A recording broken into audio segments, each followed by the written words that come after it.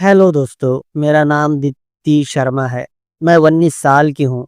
ये कहानी 6 महीने पहले की है, जब मैं मेरे चाचा के यहाँ गई हुई थी, क्योंकि वहाँ पर एक बड़ा-सा महादेव का मंदिर है। वहाँ हर साल लोग शिवरात्रि के दिनों में महादेव के दर्शन करने के लिए जाते हैं। वैसे तो हम भी हर साल जाते थे, तो इस साल मैंने और माँ ने जाने का प्रोग्राम बनवाया था। पर जब से मेरे चाचा के गांव में मेला लगा हुआ था, तो तब से मेरे चचेरे भाई के फ़ोन पर फ़ोन आने लगे थे कि हम कब आने वाले हैं। और फिर एक दिन की बात है, सवेरे का वक्त था, माँ जाने का सामान पैक कर रही थी और मुझे कह रही थी, दीप्ति बेटा जल्दी से तैयार हो जा, नहीं तो हमारी बस छूट जाएंगी। अब मेरे मन में अलग सी ही खुशी थी, क्योंकि मुझे भी चाचा के घर पर जाना बहुत पसंद था। वहाँ किसी भी बात की कोई कमी नहीं थी। मैं और माँ सवेरे की बस से चाचा के गांव जाने के लिए निकल पड़े और शाम तक वह हम चाचा के गांव पहुंच गए। और तभी खुशी से चहकते हुए मेरे चाचा का लड़का सुधीर मेरे पास आया और कहने लगा, कैसी हो दीप्ति? तभी मैंने भी चहकते हुए कहा, ठीक हूँ। पर पहली बार मुझे सुधीर को देखकर कुछ अजीब एहसास की अनुभूति हुई थी। वैसे मैं और सुधीर एक दूसरे को अच्छे से जानते थे, पर पहले सुधीर इतना अच्छा नहीं रहता था। उसका रहन सहन बहुत ही साधारण सा था। पर वो पर अब की बार मैं देखा कि उसका अंदाज काफी बदल चुका था। वो बहुत अच्छा और वो स्मार्ट लग रहा था, बिल्कुल शहरी लड़के जैसा। सुधीर को देखकर मेरे मन में भावना जागी, सुधीर से मेरे किताब की सेवा कराने की। पर मेरे मन की बात मुंह तक आने में मुझे जरा समय की जरूरत थी। मुझे लगा कि सुधीर मेरी अच्छी तरह से सेवा करने के काबिल हो चुका है, पर मुझे सही समय का इंतजार करना होगा। मैं ऐसा सोच ही रही थी कि तभी सुधीर ने मुझे कहा, क्या हुआ दीप्ति, कहाँ खो गई थी? तभी मैंने मन को शांत करते हुए कहा, अरे कुछ नहीं, तुम्हें 1 साल के बाद देख रही हूँ ना, तो इसीलिए। पर वैसे अब तुम भी बहुत बदल गए हो सुधीर। पहले कैसे रहते थे तुम? एकदम से किसी मरियल लड़के जैसे। पर अब तो तुम काफी डैशिंग लग रहे हो। क्या बात है, ये इतना बदलाव कैसे आया तुम में? तभी सुधीर ने जरा हीरो वाले अंदाज में कहा, दीप्ति, वक्त के साथ बदलना पड़ता है। और वैसे भी मैं अब रोज जिम जाता हूँ और अच्छे से प्रैक्टिस करता हूँ, इसलिए तो ये शरीर इतना मजबूत हो गया है।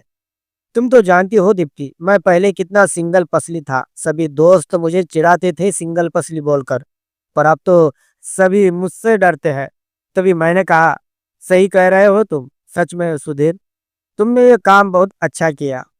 तभी चाचा और चाची जी आए और बोलने लगे, अरे सुधीर, क्या दीप्ति से ऐसे ही बातें करते रहोगे या इसे मेला दिखाने भी ले जाओगे? जाओ दीप्ति को मेला घुमा कर लाओ। तभी मैंने कहा, चाचा जी आज नहीं, आज मैं सफर करके बहुत थक गई हूँ। अब मैं कल ही जाऊंगी, आज रहने दीजिए। अभी मेरा मन आराम करने का हो रहा है। और फिर तब सुधीर ने कहा, ठीक है दीप्ति, जैसे तुम्हारी मर्जी। फिर मैं बाथरूम में गई और फ्रेश होकर बाहर आई। तब मेरी माँ ने कहा, बेटी, हम थोड़ा बाहर जा रहे हैं, क्या तू चलना चाहेंगे हमारे साथ? तब मैंने कहा, माँ, मुझे बहुत नींद आ रही है, आप ही चले जाइए, मेरा आराम करने का मन हो रहा है। पर बेटी, तुझे चाचा चाची क्या कहेंगे? बेटी, तेरा हमारे साथ चलना बहुत जरूरी है, मैंने गुस्से में कहा। मैंने कहा ना आपसे कि मुझे नहीं आना, आप क्यों मुझे फोर्स कर रही है? मेरी जोर की आवाज सुनकर चाचा और चाची आ गए और बोले, क्या हुआ भाभी, ये दीप्ति इतना जोर से क्यों बोल रही है, क्या हुआ? तभी माँ ने कहा, देखिए ना भाई साहब, ये लड़की कोई बात सुनती ही नहीं, साथ चलने से मना कर रही है। तभी चाचा जी ने माँ को समझाते हुए कहा, अरे भाभी, छोड़िए, उसका आने का मन नहीं है तो क्यों आप जबरदस्ती कर रही है उसके साथ?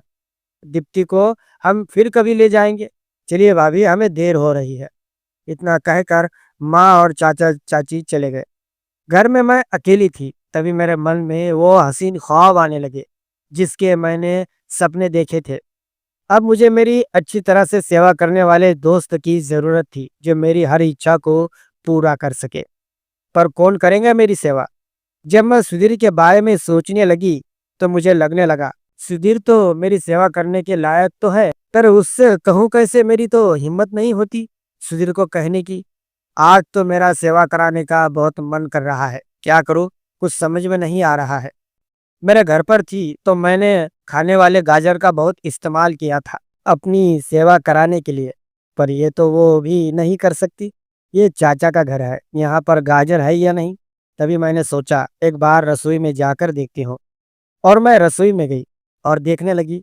वहां पर मुझे गाजर नहीं दिखे, पर लौकी दिखी। लौकी बराबर सेवा करने के लायक थी। और फिर मैं कमरे में गई और फिर उसके बाद मैं धीरे धीरे से सेवा करने में लग गई। मुझे लौकी से खुद की सेवा कराने में बहुत ही अच्छे अनुभव की प्राप्ति हो रही थी।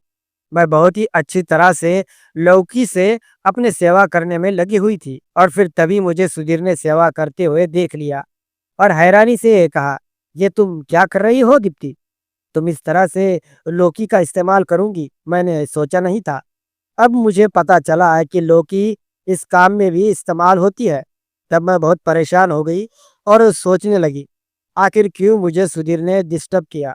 तभी मैंने कहा, सुधीर, तुम्हें थोड़ी बहुत अकल है या नहीं? तुम्हें आवाज देकर आना चाहिए था ना, तुम सीधे कैसे आए? तब सुधीर ने कहा, अरे भाई, ये मेरा घर है, मुझे किसी की इजाजत लेने की क्या जरूरत है? तब मैंने सुधीर से कहा, अब जाओ यहाँ से और मुझे अकेला छोड़ दो। हाँ, मैं तो चला जाऊंगा, पर पहले मुझे तुमसे कुछ पूछना था। तब मैंने कहा, क्या पूछना है, पूछो। तब सुधीर ने कहा, देखो, मैं तुमसे ये कहना चाहता हूँ कि मैं तुम्हारे साथ। तभी मैंने कहा, क्या मेरे साथ? साफ साफ कहो। तभी सुधीर ने कहा, तुम समझ जाओ और ठीक रात को छत पर आ जाना। अब मैं चलता हूँ। और सुधीर चला गया और मैं लौकी का जूस बनाकर मेरे चेहरे पर लगाने लगी, क्योंकि लौकी से चेहरे की स्किन अच्छी होती है। सुधीर ने मुझे लौकी चेहरे पर लगाते हुए देखा तो मुझे अच्छा नहीं लगा था। और फिर रात होने के बाद मैं और सुधीर छत पर गए। तब मैंने सुधीर से कहा, कहो, तुम क्या कहना चाहते थे? तब सुधीर ने कहा, अरे मैं तुम्हें सरप्राइज देना चाहता था। ये लो, तुम्हारे लिए एक अच्छी वाली क्रीम, जिससे तुम्हारा चेहरा अच्छा हो जाएगा और तुम्हें लौकी चेहरे पर लगाने की कोई जरूरत नहीं है। जब तुम लौकी का जूस निकाल कर चेहरे पर लगा रही थी तब मुझे अच्छा नहीं लगा, मुझे बहुत बुरा लगा। सच बताओ दीप्ति, कोई तकलीफ तो नहीं है ना शहर में? सुधीर के ऐसा कहते ही दीप्ति की आंखों से आंसू निकल आए। तब दीप्ति ने कहा, सच में मेरा भाई बड़ा हो गया है और समझदार भी। तब सुधीर की आंखें नम हो गई थी और सुधीर ने रुआसी आवाज में कहा, दीप्ति, मुझे चाचा जी की बहुत याद आती है। काश तुम्हारे पापा जिंदा होते, पर क्या करे दीप्ति, तुम जानती ही हो हमारी हालत।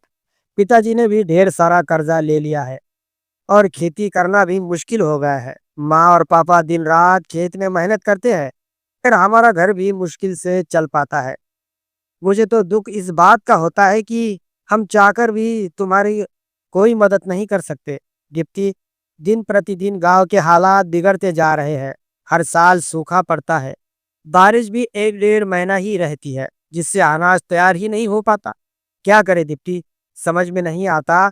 कभी कभी ऐसा लगता है कि ये गांव छोड़कर शहर में जाकर कोई नौकरी करूं, पर माँ और पापा गांव छोड़ने के लिए तैयार ही नहीं। दीप्ति, मैं चाहता हूँ कि तुम एक बार माँ पापा को समझाओ, शायद तुम्हारी बातें उनके समझ में आए।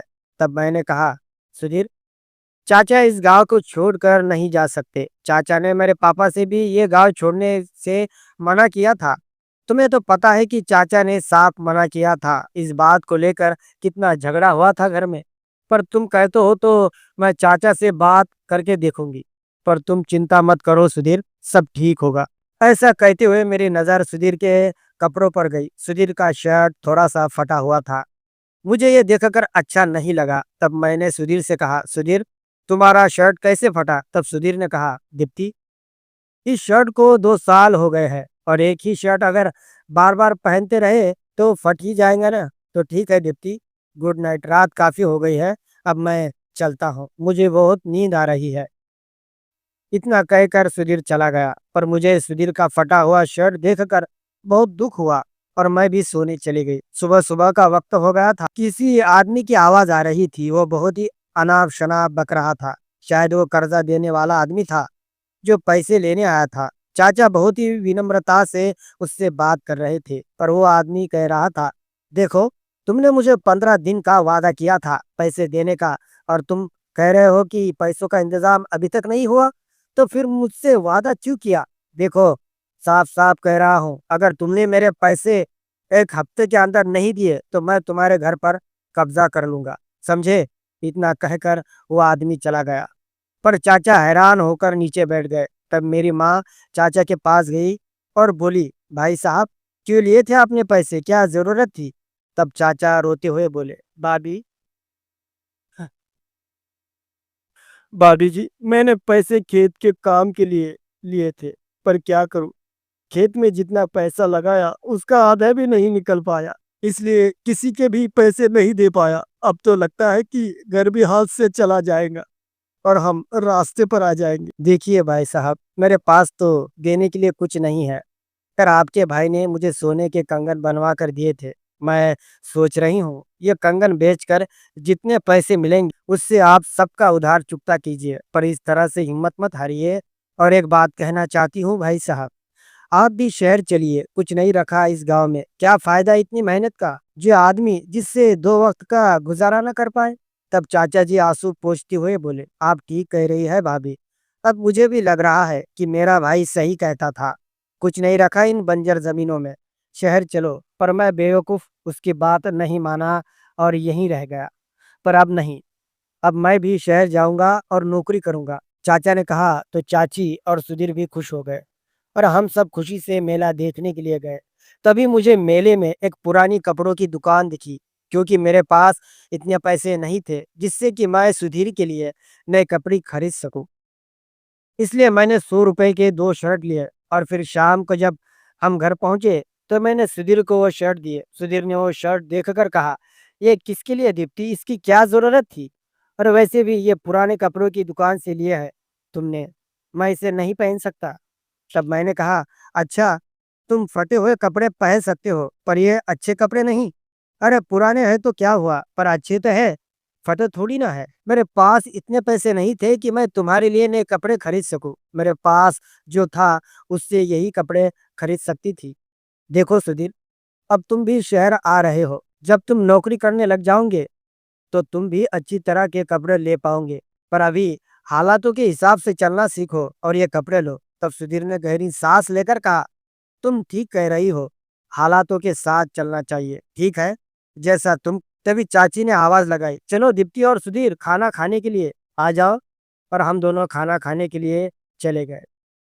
उम्मीद है दोस्तों आपको ये छोटी सी कहानी पसंद आई होगी। दोस्तों, अगर ये कहानी आपको पसंद आए तो प्लीज़ इस वीडियो को लाइक और चैनल को सब्सक्राइब करना ना भूलें।